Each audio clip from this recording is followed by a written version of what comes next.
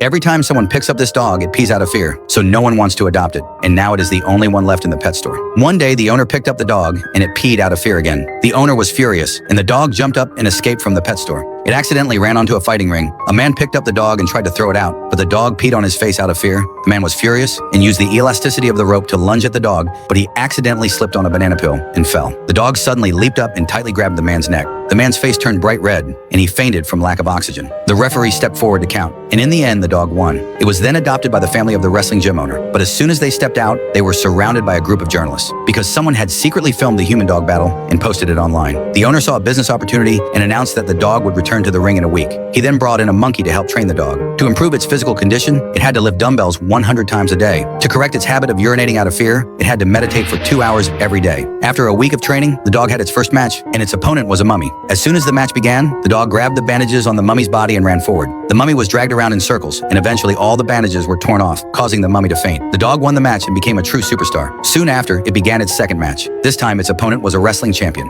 As soon as the match began, the dog bit the man's shoelaces, tying his feet together, causing him to fall. Then it climbed onto the man's back and began pulling his hair. Just as the dog thought it had won, the man suddenly pulled out a dog whistle and blew it. Upon hearing the sound, the dog collapsed to the ground, unable to resist, and lost the match. The owner was furious upon discovering this and demanded a rematch. But as soon as the match began, the man blew the dog whistle again. The dog once again lay helplessly on the ground. The man leaped up and struck the dog, but the dog rolled over and dodged swiftly. The man knocked him